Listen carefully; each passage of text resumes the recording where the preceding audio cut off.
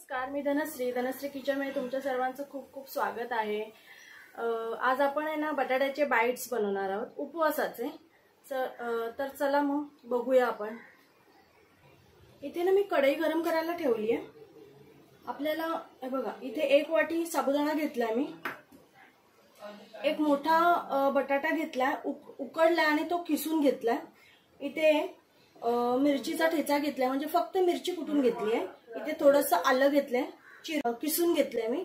आणि इथे शेंगदाण्याचं कूट आहे। आता आपण हे साबुदाणे ना भाजून घ्यायचे।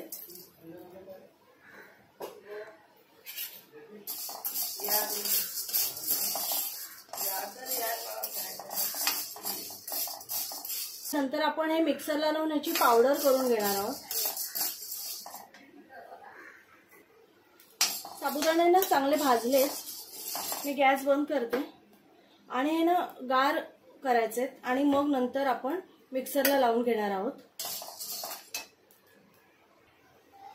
इथे ना साबुदाणे मी मिक्सरला लावून घेतलेले आहेत। एक बाउल घ्यायचा आहे, त्याच्यामध्ये ना बटाटा, हिरवी मिरची कुटलेली आणि किसलेलं आलं, आपण हे सगळं मिक्स करून घेऊया। हे जरा मिक्स करून घेऊया। आता आपण आहे ना साबुदाण्याची पावडर टाकूया आणि शेंगदाण्याचं कूट टाकायचंय। मी 3 चमचे टाकले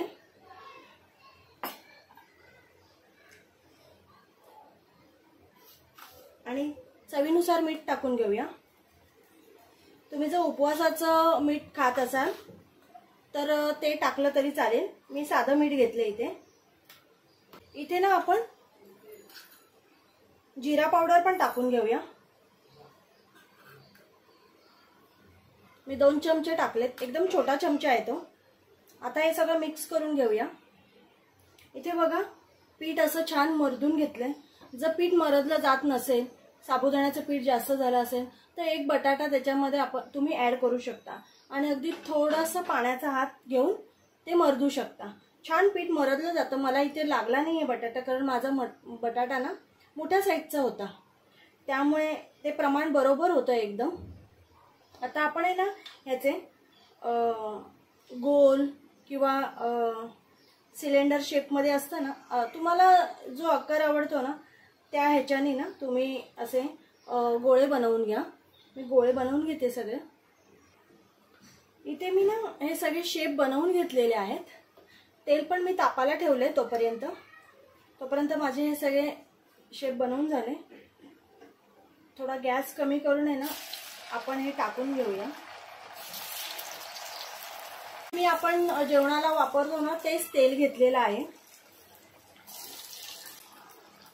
तेलात सोडताना ना सावकाश कडेकडेने सोडायचं, म्हणजे तेल उडत नाही आपल्या अंगावर। इथे ना हे बघा छान झालेले आहेत, आपण हे काढून घेऊया आणि अशा प्रकारे हे सगळे मी करून घेते।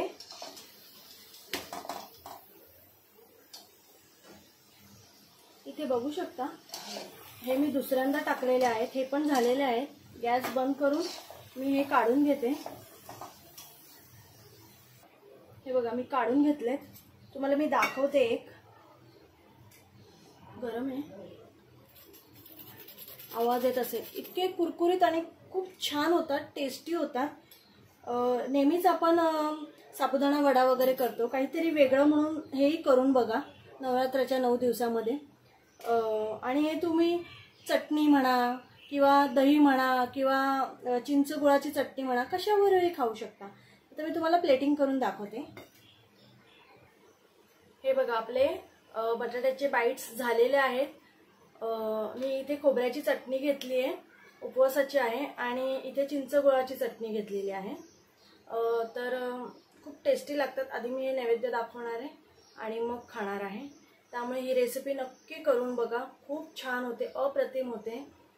व्हिडिओ आवडला असेल तर नक्की लाईक, शेअर आणि सबस्क्राईब करा। बाय।